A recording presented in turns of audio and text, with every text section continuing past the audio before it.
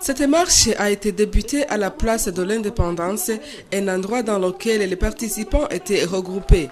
Parmi ceux, la population venue de tous les coins de la capitale, les associations de la société civile, les administratifs et d'autres. À quelques mètres tout près du lieu de rencontre, là où se trouve le siège de l'Union européenne à l'immeuble Old East, les participants à la marche ont eu l'occasion de se regrouper à cet endroit. Ils ont brandi en l'air vers cette infrastructure les banderoles sur lesquelles étaient mentionnés leurs souhaits. Certaines disent que l'Union européenne doit respecter l'indépendance et la souveraineté du Burundi et qu'elle ne doit pas s'ingérer dans les affaires internes du Burundi, etc.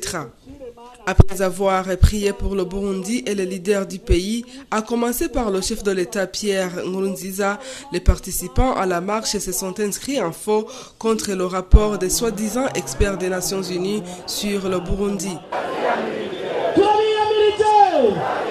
La Cour pénale internationale de La Haye n'a pas aussi été écartée. Ils ont continué en indiquant que cette Cour est un instrument juridique pour déstabiliser l'Afrique. Cela s'est manifesté à travers les écrits dont possédaient les manifestants au cours de cette marche et manifestation. La marche proprement dite a débuté à son même endroit, à l'avenue de la Liberté. La population, ensemble avec les leaders comme le maire de la ville de Bujumbura, l'assistant du ministre de l'Intérieur, les administratifs et d'autres dignitaires ont poursuivi cette route vers le siège Ecobank en protestant toujours le faux rapport et la Cour pénale internationale de La Haye. Ils se sont dirigés vers le siège de la BCB, vers le centre Palais des Arts et ont pris la route qui mène vers l'ex-marché central de Bujumbura. Sans relâche, ils ont emprunté la chaussée du Prince Louis Rwagasore avec beaucoup d'animation.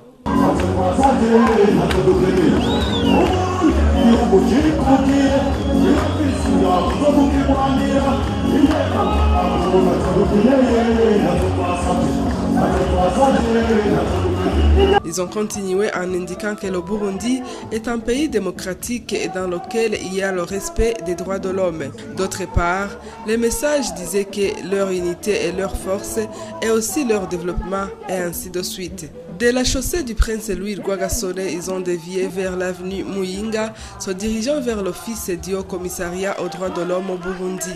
L'hymne de l'unité a ouvert les activités à cet endroit.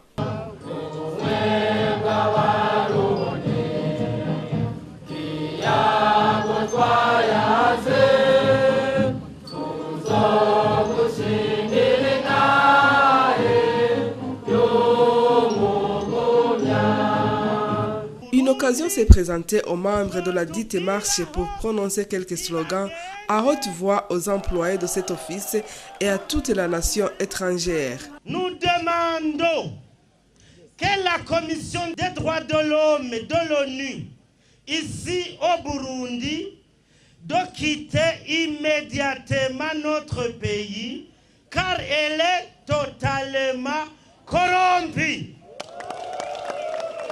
Le maire de la ville de Bujumbura, prenant la parole, a fait savoir que la paix et la sécurité règnent sur toute l'étendue du territoire national. Freddy Mbonima a ajouté aussi que Dieu a déjà fait des merveilles car il a accordé au pays un bon leader. Dans son discours, l'assistant du ministre de l'Intérieur, au nom du gouvernement, a remercié la population burundaise qui ne cesse pas de montrer leur position du jour au lendemain face au faux rapport. Il a poursuivi en disant que, conformément à la loi, des mesures vont être prises. Effectivement, dans ce que la population a demandé, elle a demandé à ce que les représentants de la Commission des droits de l'homme des Nations Unies ici au Burundi soient renvoyés, soient expulsés et que même les bureaux soient fermés. Il y a le cadre légal qui régit la coopération entre le Burundi et les Nations Unies. Et dans ce cadre légal, il y a certaines dispositions qui précisent bien que lorsqu'il y a un représentant d'un pays ou des Nations Unies, au Burundi ou même dans notre pays, qui se méconduit, à ce moment, des mesures peuvent être prises. Vous saurez qu'il y a 3 semaines et que la population burundaise se rassemble sur tous les week-ends pour s'inscrire en faux contre les faux rapports des Nations Unies concernant le droit de l'homme au Burundi.